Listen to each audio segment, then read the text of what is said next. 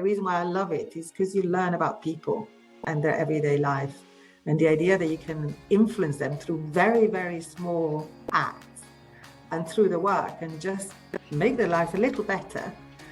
It's what I love.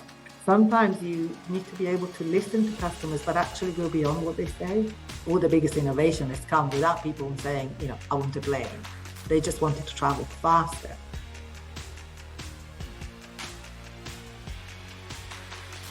Welcome, everyone. We're coming back to you with a very special guest. To introduce Alessandra was a tall task in terms of how her career spanned out. She started off in advertising and then moved on to Unilever, where she spent about 20 years. And since early 2017, she's been at Tesco. She's a chief customer officer. What that captures or what that encapsulates is essentially everything under marketing, advertising, loyalty, and bringing all of that together to create that distinctive brand that Tesco has, and is also essentially in charge of all the communications of the Tesco Group. Also with us today, we have Jon Ratcliffe. Jon has been associated with the London Business School for about 11, 12 years now. Jon spent a lot of time in lots of different geographies, working with Google and YouTube in lots of different markets.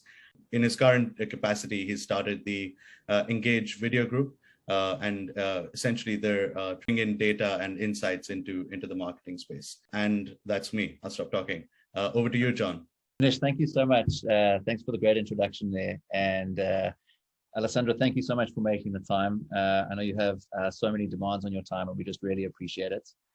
Looking at your career, it just feels like such an exciting career from such great organizations, Unilever for 20 years and now Tesco, and from multiple different geographies as well, Italy, the US, and now the UK. And I thought a great place to start would just be to ask you to tell us a little bit about that journey, some of your highlights along the way, and the points you've enjoyed the most, and what brings you to your role today. Thank you, Jon. Thank you, Manish. And hi, everyone. Very nice to see some of you. I don't see all of you in one screen, but if I scroll, I suppose I do. And thank you for spending part of your break in between lectures, lunch break or whatever, with us today. So let's start from the beginning. I actually started to work at 19. And unlike you, I didn't go to university. I went straight out of school. I kind of enrolled at university, but I wasn't very clear about what I wanted to do. And as I was pretending to study, my mother got very, very worried, and she decided, mums, that she had seen a little ad for an apprenticeship. We would call it apprenticeship these days, training, scholarship to work in advertising for young people, young students. And she thought it would be a great idea for me to apply. And I was like, I don't like advertising. I don't want to do advertising. I don't know anything about advertising. Why should I do it? Cut to a few months later, where I actually applied because my mum made me. And I went through the selection process, and it was about 2,000 applicants for 60 scholarships for 1 year to learn basically to work in advertising. And I got selected and offered a job at JWT. You probably might have heard the name. It's still a very big agency of the WPP group. So I suddenly found myself at 19 with a scholarship offers or a traineeship program for a year, where I would go class and work experience for a year, and we would alternate and do a week of lessons and then 3 weeks of work and rotate and learn everything, of discovering actually my very big first love when it comes to my work. I discovered that I loved advertising, little did I know. And I loved it because it taught me how to be really clear and succinct about what makes a brand what it is, or a product what it is, and ideally a product and a brand, how to tell that story, and all of the techniques and the channels and the ways you can engage with your consumers in a really short span of time. The 30-second ad at the time it was a long time ago. It was a 30-second ad or a print ad. Today, we're much more fortunate because of many more ways of engaging and talking and having conversation with our consumers, but then it was very much about the 30-second ad. And I just discovered that I was actually also quite good at it, because I became an account person, that is the person that deals with the clients, but also organizes the work internally. And I'm good at it, apparently.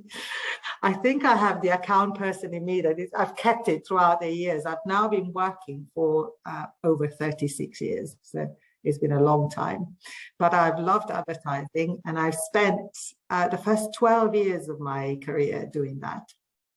I worked in Italy, but also very early in the UK. I was the first expat that had been sent to a British advertising agency based in London in the mid-80s, but then never seen anyone that didn't actually speak English as a first language. And that was like a real challenge, because especially in the UK, which is the home of advertising, I mean, it's an amazing place to learn to work about advertising and communication. It is all about the language. It is all about the puns, the double or triple meaning, and understanding the culture and the humor. And humor requires you to understand the nuances of culture and language. And if you're a foreigner, as they call me, it's tough. It is really, really tough. But it taught me so much. They literally wouldn't want me to go and present to clients because they were saying, she's a foreigner, she doesn't get it. They were brutal. It was brutal. But it was actually what I've learned, I think, everything I know, including how I speak, possibly, because they really rammed it down in me that it was important that I understood the language and I understood the expressions, and through the language understood the culture, which is what I've learned to love and do in the subsequent years. So 3 years in the UK, then many years in Italy, worked across a number of clients, but a lot of Unilever brands and products, as it happened. And 12 years later, rather bizarrely, I was asked by Unilever, or by the managing director of my agency, to join Unilever, kind of as a mid-career recruit person, which was, again, the first time they'd ever done it, at least in Italy, to join from the agency without a business degree, mid-career, not born and bred, without really knowing anything about marketing as such, and never having studied it, which, again, was a real experience it was baptism with fire. But I discovered there the second biggest love of my career and professional life, which is I discovered that I love marketing, and advertising communication is only a slice of it, but it's so much more exciting when you have all of the levers, all of the P's, as many P's as you can. And I discovered that I love brands and shaping them, creating them, sometimes damaging them, doing the right thing or the wrong thing, and seeing the results in the market was even more exciting than making ads. Now, of course, making ads served me really well, because I understood, as I mentioned earlier, the power of storytelling and being concise and being clear about an idea versus just wanting your strategy to be told on a piece of, in an ad.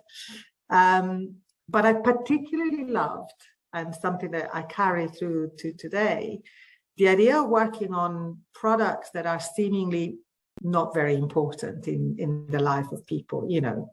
I started to work on deodorants in a Unilever. Like, who thinks about their deodorant? You only ever think about it when it doesn't work. Yeah, and that's also not very often if you buy a normally good, effective Unilever deodorant, for sure. And who cares about the toothpaste? Well, you do only when you go to the dentist, and then it's very painful. So those products that you don't think really matter in people's life, but they do. And it's quite amazing how long people can talk about their deodorants or shampoo or toothpaste, which is where I started. Or then later on at Unilever, I worked across every single category, including food and beverages and home care. And you just learn the reason why I love it is because you learn about people and their everyday life. And the idea that you can influence them through very, very small acts and through the work and just make their life a little better, it's what I love. And I've learned much more about those business models and how you do that. And then finally, I again, rather bizarrely, I joined Tesco through the CEO, because he used to be my boss. At one point, he was my boss at Unilever. And he asked me if I wanted to join. I kind of brought it all together. Again, I never thought I'd work in retail. It was a bit like a medicine. Oh, do I really have to? I know it's important, but do I really want to? And then I did, and I discovered my third big love, which is retail, but retail in the UK for Tesco, which is an amazing brand, because you bring it all together. It's about even more seemingly unimportant products that you sell. You know, I now joke and say we sell bananas and avocados and pears and blueberries, but people care in their own way. And how can we make it easy for them, seamless, so that they can focus on other things that they care more about? So it's super, super exciting.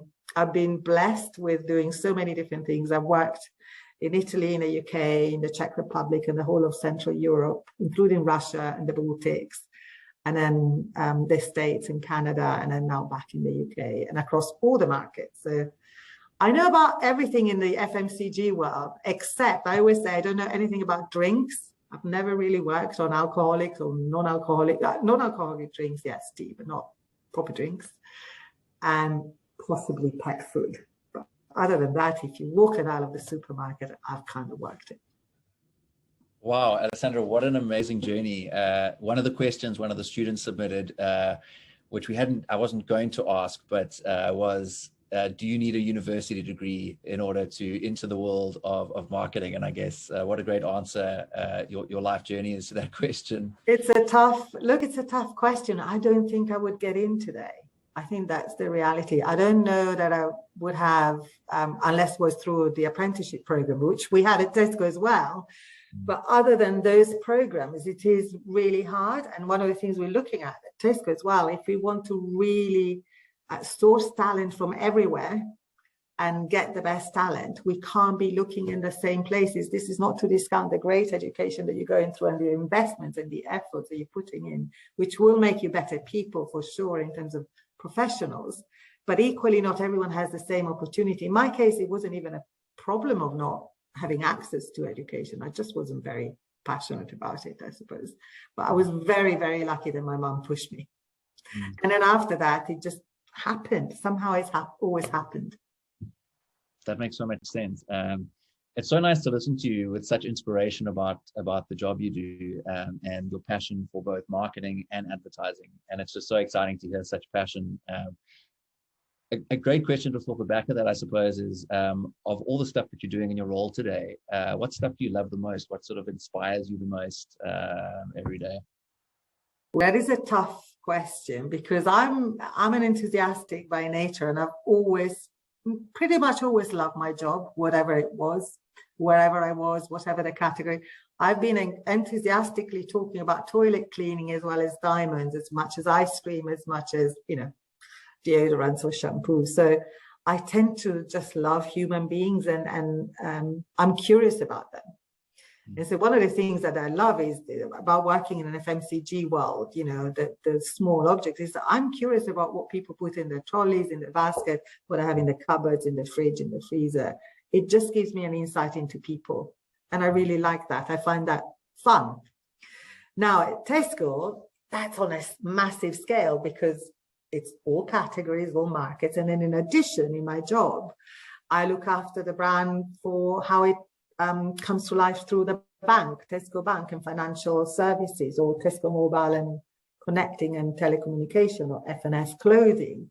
I look at it in the UK, in Ireland, in Central Europe. So what I find really, really exciting is the fact that it's very varied, that I learn something new all the time because I don't know everything about financial services in relation to how they help or not a family manage the budget and what goes on in people's mind when they worry about money.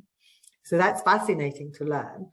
I don't know everything about the world of telecommunications and mobile phones and how that fits into people's lives and helps them or not and what they worry about. And how can Tesco be part of all of that in a relevant way? It's a good challenge to have. That's what, keeps me up at night, but also what keeps me excited. And then I love that I go from all of those big questions through to, how do we show up in every single tweet or post on social media, or how do we respond to customers when there's a problem? What does the point of sale look like? It's massive, and the variety and the scale and the breadth is what makes it really exciting. So interesting. Listening to you earlier, you spoke a bit about how you love trying to get people to marketing products which don't have huge differentiation, like the toothpaste, etc. Would be great to hear sort of what you love about that specifically, and then maybe just building into differentiating Tesco's versus all the other retailers out there, and what you think you really have to get right to grow Tesco's today. It is what I love about marketing is that it becomes almost think of it as a game. And I'm not trying to make it, less important than it is, but it is the game about understanding what people have in their mind, their hearts, their brain, the perceptions they have of every brand because of what they've heard, what they've experienced or read or heard, and could be wrong or right, and get into those insights and then think, this is my brand and my product. And out of all the things they can think of or they have in mind, I can only leverage one or two areas that are really unique to Tesco, let's say, or to a deodorant or to a toothpaste. And I need to make sure that what I can leverage really taps into that insight, that problem or that latent desire or need. And that is the trick. It's an art and it's a science, and it's hard to learn and it's hard to study. You have all the tools to study. You have all the data. They will tell you what customers need. They tell you what they need, what they want to have, what they don't have. You have all the data that tells you what your brand is about, whether it's strong in an area or another, where your product performance are.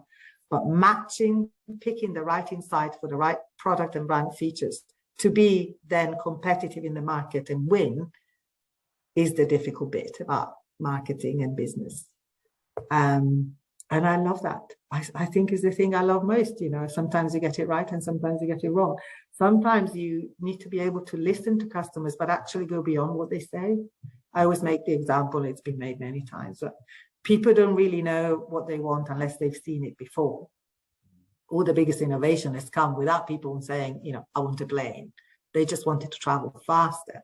They could not imagine, they might have imagined flying actually, if you look at Icarus and some of the attempts. But you know what I mean? It's difficult to ask customers and be literal about what they say. You have to go always beyond and try and understand what they really, really need. And then you need to really profoundly know your brand and your products. And I believe in the product strength and performances as well. And out of everything that you can claim, you need to pick the one that will make the best, move the dial with the customers or the consumers. And that is the art. It is also the science. You have, as I said, a lot of data, but in the end, it's an art. It really sounds like almost the art of psychology in a lot of ways, understanding people. And it's so fascinating how timeless your answer is. I sort of feel like if I'd asked you 15 years ago, despite how much everything's changed in the world, and there has been so much change, it almost feels like the answer sort of remains the same throughout time, which is just understanding the true insights and then answering those insights. Just intrigued to understand, while that piece stays the same, it must be so challenging for marketers to try and keep up to date with all the other stuff which matters. And there's just so much change happening every day. And if I just look at the shift of media spend from traditional, 10 years ago, traditional was still, massively the lion's shareholder. And today, digital has become the lion's shareholder, and within digital there's so many different components. It must be such a challenge in the sort of lead marketing role to try and stay abreast with all of this. Just intrigued to hear your thoughts on that. Okay, now I'm going to show my age. I have very strong views about this. On one hand, it's a challenge because the world is learning about these new ways of engaging, communicating with consumers and customers. I always say customers because that's what we say in retail, but consumers is probably more correct. And so you need to learn about what's the best practice to do, social and digital media, and how do you leverage it at its best. And that is hard because it changes, because nobody knows. It's changing all the time. TikTok is, I know it's one of your questions, like, how do you do TikTok? So that you need to keep up with that. But my view is that fundamentally nothing changes. You need to still be clear about who you are about as a brand. What are your products and performances and benefits that you need to sweat and leverage or develop? You need to understand customers, and then you have to make sure that and the way you communicate is different, because it's no longer just from a TV ad, it's through all of the other experiences and touch points. And sometimes they matter more in a consumer's mind and perception than the ad that they may not even see. But the rules are the same. You've got to be clear about what you're about. You've got to be clear about what you want to achieve. You've got to be clear about how you can differentiate and be truly authentic to your brand. You need to understand people and then do it in the simplest possible way. That doesn't change. So my job, I think, is to keep that clarity. And I don't need to be, it's good if I know, but I don't think I need to be the super expert in every single new platform that comes up. I'm blessed. I have a lovely team, lots of people a lot younger than me who need to be the bloody experts. I'm expecting them to learn. But actually, you can also waste an awful lot of money. And for years at Unilever, we talked about just because it's digital doesn't mean it's good spend. We all wasted good money, good dollars in making bad digital communication, because we didn't understand the role of digital and social.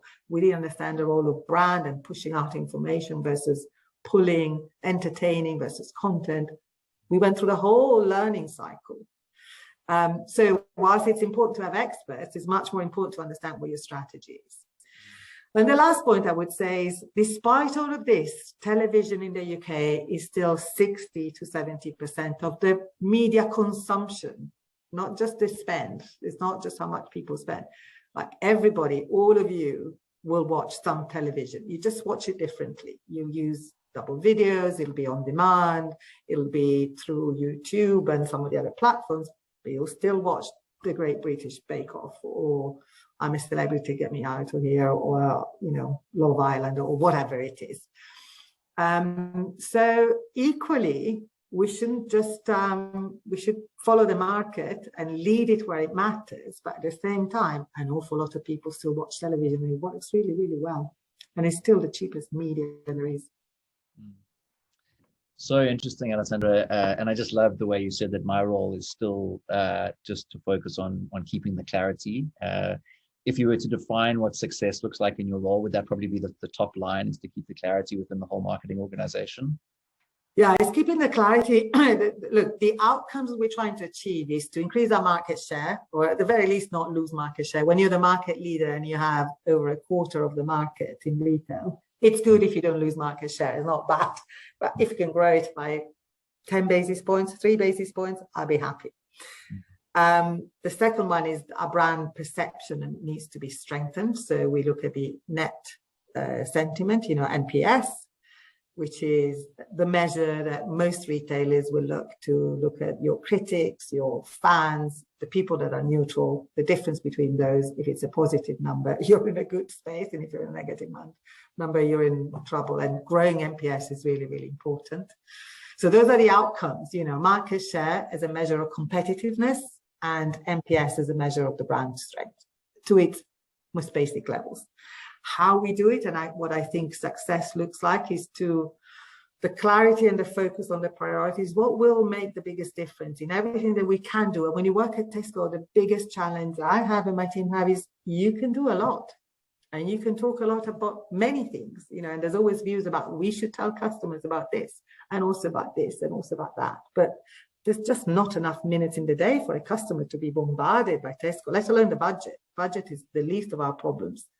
Of course it is a problem, but how do you prioritize what you want to talk about or share or illustrate or activate or put in your stores, that which will make the biggest difference to the share and the brand NPS? And that's my challenge. You know, I need to make sure that our propositions, our seasonal events, I've just looked at the packaging for Christmas 2022 this morning, and we started to look at you know, Black Friday and Halloween and Christmas proposition for 2022 in the last couple of weeks. How do I make sure that it's single-minded when there is so much that we can talk about and that we can do? And Tesco is a big company. We've got all channels, all formats, all customers, all product categories. You know, the more the merrier. So that's the job. So interesting. I was reading an article recently where Apple was saying, if we're going to go after a new segment of the market and try and communicate a new part of our business to the world, it has to be big enough to shift the needle on such massive numbers. And it's just such an interesting framing when you've got such a scaled organization, how meaningful what you communicate needs to be in order to have impact. And it must be such an interesting challenge looking for what has the scale to make a difference. It's so interesting because if I was to go back sort of pre-online, I have to assume that market share was quite closely correlated to store footprint, for example, how many stores in the market. I noticed that Tesco's lifted weekly deliveries to 1.3 million deliveries, which is just mind-blowing in terms of the number. Per week. Yeah, per week, yeah. It's actually 1.5 million slots per week. Wow. Available. Would you say that today the main battleground for sort of future market share is online, or would you say it's sort of a part, but not the main battleground? Well, I think it's a bit of both. Certainly during the pandemic, the penetration of online sales increased. So normally it would be between 10 and 13%. It moved to, in the market, between 15 and 18% in the market. Yeah. So in the UK. That is still below 20% of the total market. So that means that 82% of the transactions every day at the peak of the pandemic were done in store. Wow. And before the pandemic, we had about 55 million transactions a week. So that's single purchases. I didn't calculate the new one. So yes, online is growing. And I think the pandemic was a huge opportunity for trial for a lot of people who had never shopped online, because they prefer to go in store, because they prefer to choose the products, because they think the products are fresher. There's all kinds of reasons and barriers of why people don't shop online. So that increase now is settling back down a little bit in terms of the market. We're seeing some people going back to store shopping, but it's certainly at a much higher level than it was before. So opportunities for growth for sure. We were the first grocer to go online in the world. The first order I asked for this. The first order went online in the 2000s. So we've been online for 21 years, and we are the largest grocer online business in the world. Amazon is much bigger than us in general, but not the grocery bit. And the challenge behind grocery is they have to deliver a lot of small products that cost very little money, each one of them, in 3 temperatures, at least ambient, frozen, and chilled, and anything in between. And that stuff, logistically, and the supply chain, the system without it is very hard. So yes, it will change slightly. We are able to hang on to a lot of our customers that tried online. We have a very active base of loyals. And we strengthen our loyalty profile, and we try new things. So we've launched, I don't know if you know, but we've launched something called Whoosh, which is a 60 minutes delivery service. So you don't really have to plan it a week in advance, find your slot, and then put your order in, and then it comes through. You can do it today, and it's a 60-minute slot. And if you find a slot, it'll be delivered. The average is actually half an hour delivery. Wow. And it's the Tesco assortment. So it's a big assortment at a very good price, so it's a bit, I think it's a bit better. The other element that we also tried, which is we have a trial with Gorillas, which is a 10 minutes delivery, rapid delivery system. So they're using one of our stores where we have spare capacity and space.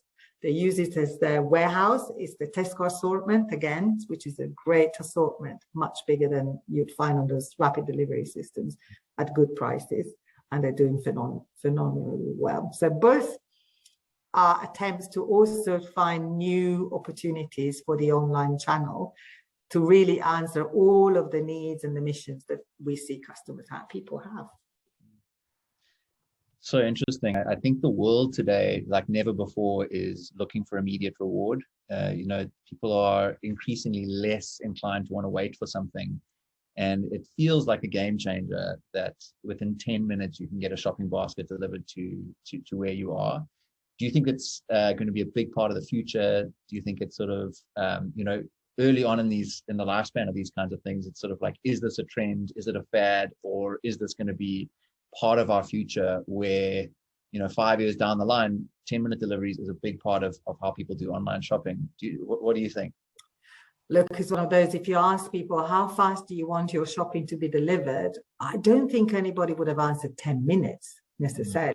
And probably if you ask today customers, I don't think it's the 10 minutes that matters, but 10 minutes is short enough to be really, really fast and not having to plan it. So it's like instant. It's the closest there is to instant. And if they came in 20 minutes, everybody would be happy. I'd be quite shocked. I was shocked when I tried it. 10 minutes wasn't enough time for me to realize that they were at the door already. Like, you're here already. Creepy. Are you waiting here at the door? So I think 10 minutes it's a brilliant marketing thing. You know, again, it's about listening to what people actually say and understanding what they really might want, and then finding the way in for them. Will it be 10 minutes forever in the next 5 to, I really don't know. Rapid delivery, unplanned, I think is here to stay. But for me, the big insight is the thing that you don't plan. Then whether it comes through a drone, we've had also trials with a drone in Ireland where it's delivered like that. We have a little robot like in Milton Keynes called Starship, and delivers, you know, small fragmented baskets to the homes. It just gets to the door, and then you get the app notification. You open it, there's a little robot there. You open it, you get your shopping. Who knows what the future will be? But what I think people will increasingly value, as you say, is the fact that I don't need to plan my shopping. I just want it tonight, later this afternoon, tomorrow morning. So I want to have all of those options. And then it comes to me as easily and as conveniently. And if it saves the environment, it doesn't have a big carbon footprint, it doesn't have a lot of packaging around it. There's all of that to think through. Doesn't cost an arm and a leg to get it. All of that will come in place. How the market will settle in, I don't know. But I think it's interesting for us to learn about all of those missions and then say, where is Tesco best placed to do, and how can it help us achieve our ambitions that we have a growing share? What are the missions that we're missing out on now, and therefore could we pursue those to be a stronger business and a better brand? Really exciting stuff. I think gorillas being on bikes and reducing carbon emissions feels like a really good thing as well. I know for myself, you know, immediate delivery, things I wouldn't go to the store for, like it's just not quite worth stopping what I'm doing, you know, leaving my kids, whatever, to go to the store. I would definitely now sort of like just order something on the app. And it's just, I noticed, especially when I first started trialing it, how often I was just like, yeah, maybe I'll just quickly see if that can arrive. And yeah, it just feels like. Well, we're seeing some interesting but people just order breakfast. They're like, oh, I can't be bothered to make breakfast. Can I have 2 croissants and a coffee? Fine. You know, that could have been the Starbucks on wheels. But then it's a lot of fags and tobacco, I'm afraid. You know, there's people who run out of their cigarettes, or they're having a nice evening and they run out of drinks, more beers, whatever. It's 15 minutes, 10 minutes. Like, it's amazing. Oh, that is amazing. Anything else in your sort of mind in terms of trends? So one question from Manoush in Zimbabwe, who's studying at the University of Edinburgh at the moment, just said, what current trends in e-commerce are you most excited by? Are there any sort of trends in the whole world of retail? If we've already maybe covered too much of e-commerce, I don't know if anything springs to mind. No, look, obviously, as I mentioned, an e-commerce transformation is like, it's both growing and then it's transforming itself to be even more flexible, even more interesting, even more useful. There's loads that will happen in that space that we are yet to try. I think the other, if you look at then everything that we do, and the other area where we're really keen and interested and engaged now in studying is the whole aspect of being much more personal and relevant to people. So what Bridget here, I'm just seeing it's probably different from what Lauren wants or how they want it. And so the ability for Tesco to be so big and broad and really encompass and serve everyone, that's what we do. We're not a niche, in terms of marketing, we're not a niche position. We're a broad mass market. We cover all of the areas of the market. But how can we do it in a way that each and every one of you, when shopping with Tesco at Tesco, having any one of our product or services, feels like this is actually exactly what I need because I'm this type of shopper. And that's the area that we're spending a lot of energy and thought and activities, because we have the biggest loyalty scheme, certainly in the country, through Tesco Club Card, but also in, again, and it's not to brag, but it's because it's one of the longest one. It's been launched in 1993, and it was the first loyalty scheme launched. It's very broad. We have a lot of data. We understand our customers. How can we make sure that we use that data to do a better job for them, so that we can really understand that some of you will like to be rewarded in points, others will be rewarded in discounts, others will be rewarded in experiences. You want to see certain products first when you open your app and not others, etc., etc. If you're a Tesco Bank, Tesco Mobile, and Tesco Store customer, you want to make sure that it's all there and not like in bits and pieces in different apps. So all of that is a big trend. A lot of people who don't have it need to set it up. We have it, but we need to move it on. That makes a lot of sense. One of my one of the greatest leaders in my time at Google was Guillaume, who became the CEO of dunnhumby, and it's just astounding for Tesco's to own dunnhumby, and I guess it's such a strong statement in the direction of like data really matters to us, for a retailer to own a big data consultancy. I guess you spoke a bit about that there, but understanding like the shopping behavior of customers and how to help them find the right product at the right time. How important is data to the future of retail? Look, I think this is the main difference versus 20 or 30 years ago, that we had intuition and some information then, and progressively we now are blessed with a lot of information data that needs to, however, turn into insight. And that is always the challenge. You can be swamped by data and not know where to look or what to use or where to hone in. So one of the challenges I always have for the insight team in my team is like, you can't just give us everything you know every month. You need to tell us what we really need to know, and there's so what for Tesco, because otherwise we could be pouring all over this information for hours, and then what do we do? What is it again that will move the dial next month? Retail is a very fast-paced thing, so next month is long term. Next week is short term. So, the data is fantastic because you can truly combine the intuition, the observation that you have about human nature, what you want to do, your brand, your strategy with, is it actually working? Is it true? And you can ask all of those questions, and it's amazing what you see, including understanding how the behavior of customers then contributes to your P&L, each typology of customers, and say, how do I nudge it to become a bit better for me and a bit better for the customer as well? It must have been such a fascinating role over the last 2 years, having a front row seat to how much change was happening so quickly. And I can only imagine how a business like Tesco must have to change real time. I remember one of the great sort of Google quotes was changing the jumbo jet engine while it's in flight, and I can imagine it must have felt very much like that, with so much change happening. Even I think I read going into lockdown, sort of half the delivery number that you are today in terms of having to build the fleet to be able to deliver this must have been an incredible challenge. Yeah, we did it in 5 weeks. It was the five-year plan was to double capacity of the online, and we've done it in 5 weeks. Wow. Incredible. Yeah, but everything else that everyone else did at Tesco in those initial 8 to 10 weeks of the pandemic were nothing. And the rest of retail, I have to say, grocery retailer, everywhere in the world, everybody kind of rallied to the challenge and raised to the challenge. But Tesco, I think, was particularly impressive because it's so big. And we could have been incredibly slow, and we were just incredibly fast. And again, it was about clarity of the priorities. We only had 2 priorities. We stopped everything else. We just said, number 1, we need to feed people. So food is the priority, toilet paper, but food first. Number 2 is we need to keep people safe, both the customers shopping with us and our colleagues. And that was it.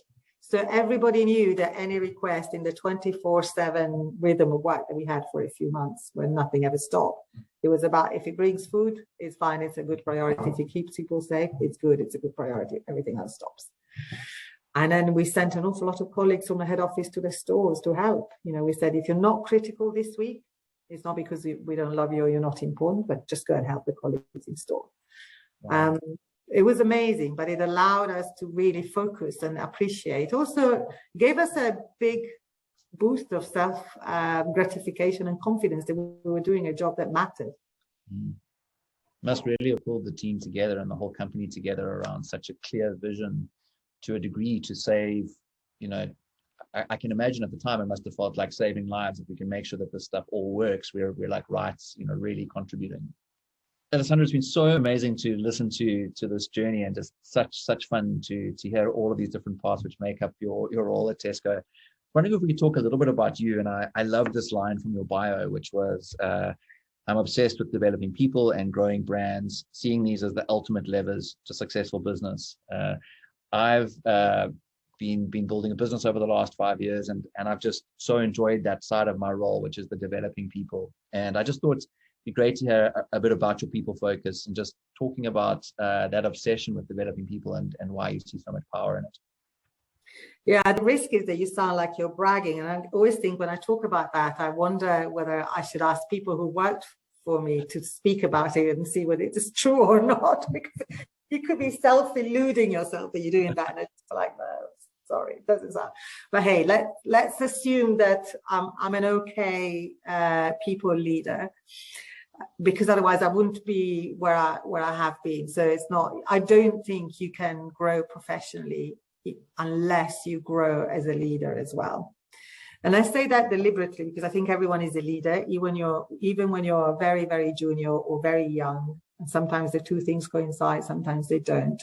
You're still leading, you still influence people. Maybe they don't report directly to you, but you need to get other people, even harder, they don't report to you, to do things without the use of authority. So you're even more of a leader than those who have a lot of people reporting to them, because then you're just the boss. You're not necessarily a leader. So I think leadership is incredibly important to develop and grow. And I look at this two ways. I think when I think about myself and how I measure and look at my team, is a very healthy dose of self-awareness goes a long way. So knowing who you are, what your strengths are, what your areas that are perhaps not a strength, what your blind spot might be, how people see you, how people perceive you. It's really, really important. There's nothing harder than working with anyone who's very talented, but someone described them as a rock rather than a sponge. If you have no idea who you are, it's really hard to change. And that makes it really, really hard. So I look at it for myself, I look at it my team. Do they understand the impact they have, the place they have, how other people see them, not their intentions that are never questioned, but how they really land, including myself. And that's what I always try and do with my direct team, is like talk about that quite a lot. The other piece is, it's been said before, is how do you make people feel? When you've left the room, do they feel, okay, sometimes potentially challenged or corrected, but overall, do they feel that they've grown, that they can learn, that they're respected, that they're valued? Hopefully they do. And if you can combine those two things, you have good development plans, people can grow and fly, basically, and stretch them to places they didn't think they could get to. That's the theory.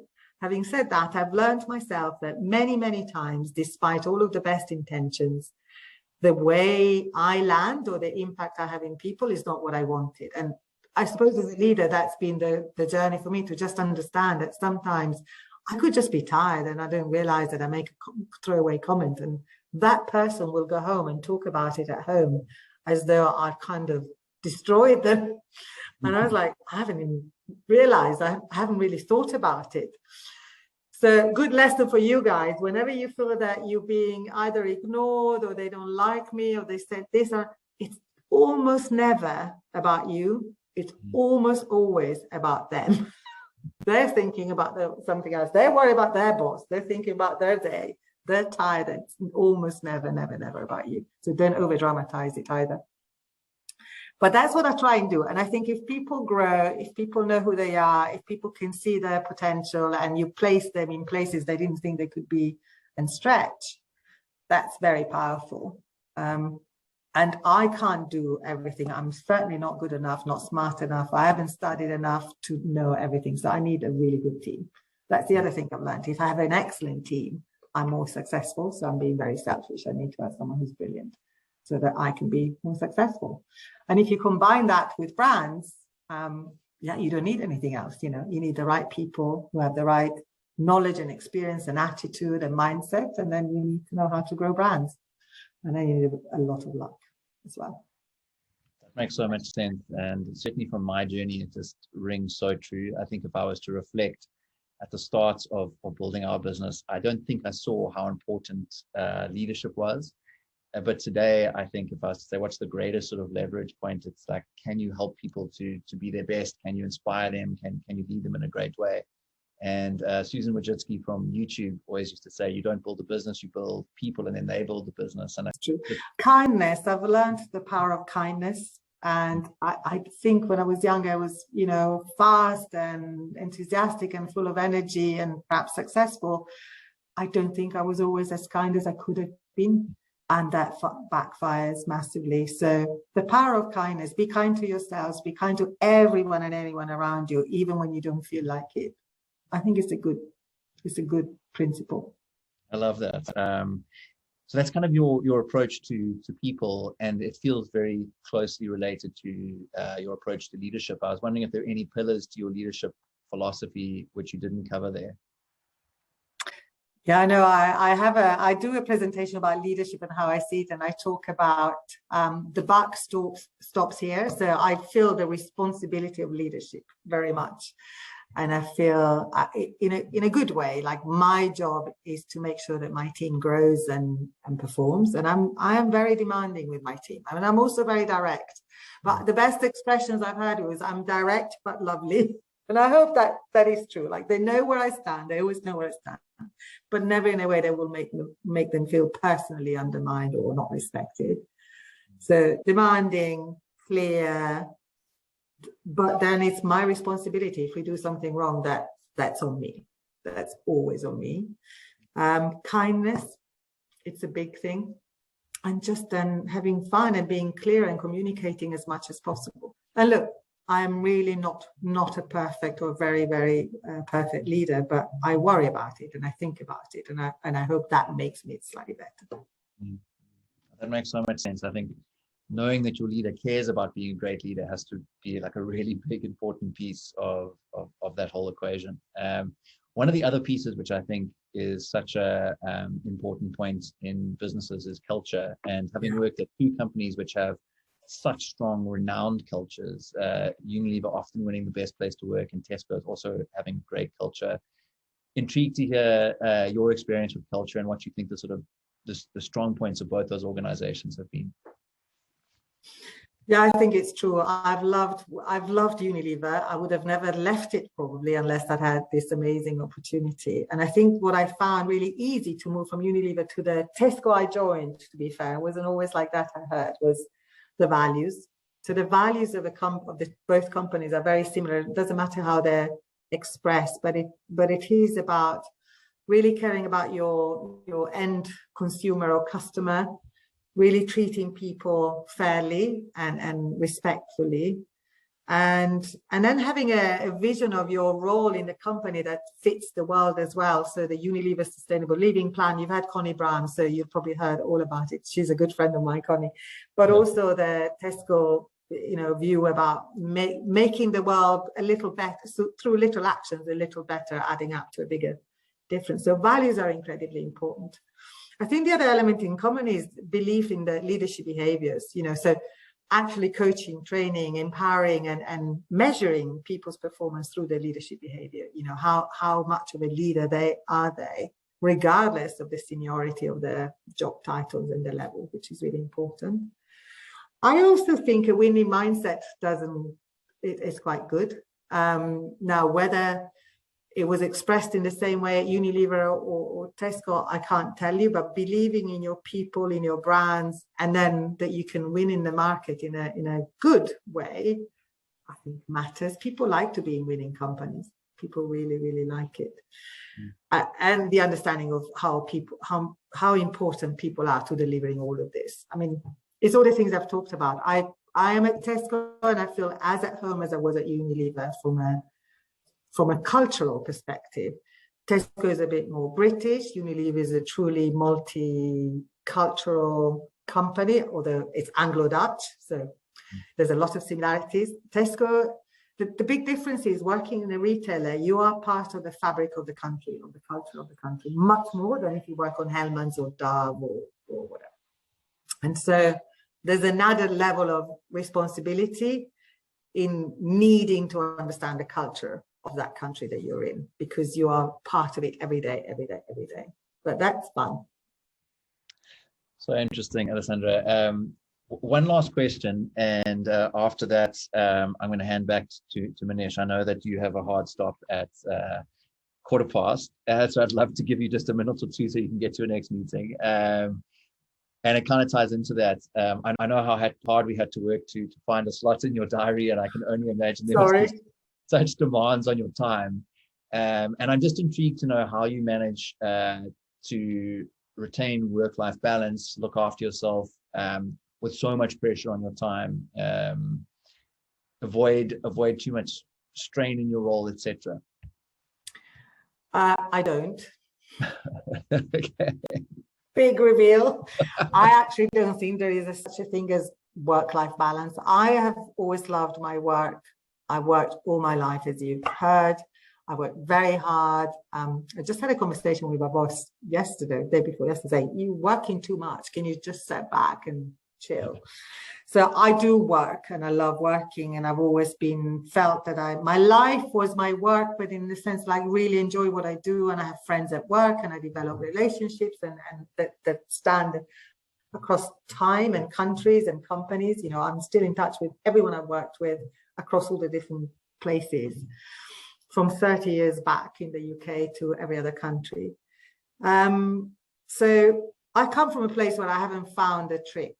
I think every person is different and there isn't a rule, and you need to my advice would be find out what works for you as quickly as possible. I don't think I was as aware of it. So I always felt like I was a little bit passively being led by actually myself, but I thought I have to work very hard. I have to work many hours. I can't not be home or not be at work.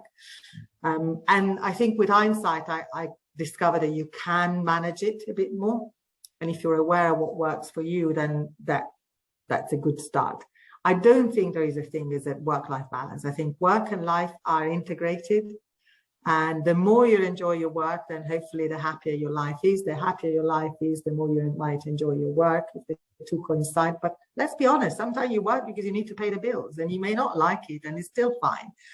All I say to my team often is like, as long as you know why you're working and why you're in that position in that company, and your balance, almost like a bank balance, the credit and debt are overall in a long period of time in credit, you're good. If you feel you're in debit, like the company owes you because of whatever, then you're not good and you should move on.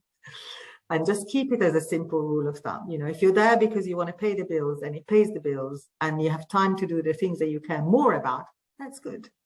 If you're there because you can't find anything else, well, you can't find anything else. It must be good. It's better than nothing. If you're there because it's the closest to where you live, but you don't like it, well, that's good too. And if none of that works, then it has to be about your passion and the ability to grow and learn more, or have nice colleagues or nice boss or good canteen or whatever. Whatever works for you, and it changes through your life. You know, your life cycle changes. When you have small children and a family, you know, certain things are more important than others. Now that my children are adults, I care about different things. Just be aware of it. Be clear. Speak to your colleagues or managers what matters to you. But the equation is much bigger than just your salary or the job title. Much, much bigger. And that's what matters. And there are times where it doesn't work and you bite the bullet or not. Alessandra, thank you so much. I've so thoroughly enjoyed our conversation, and I feel so much smarter as a result of all of the... You're too kind. So thank you so much. Back to you, Manish. Thank you so much, Alessandra. Next time I'm in Tesco closer to Christmas, I'll look at the packaging and think that you saw this about a year back. I approved every artwork of those packs, every single one of the 11,000 SKUs. So I'll definitely think of that. But thank you so much for your insights. Thank you so much for making the time. And Jon, you as well. Thank you so much for being such a big supporter of the club. I don't think anyone would have been able to drive this conversation as well as you did today. So thank you so much, both of you, and to everyone here from all the other schools from LBS. Please join the Marketing and Strategy Club on campus groups, and we'll keep in touch regarding all our future events. Thank you very much.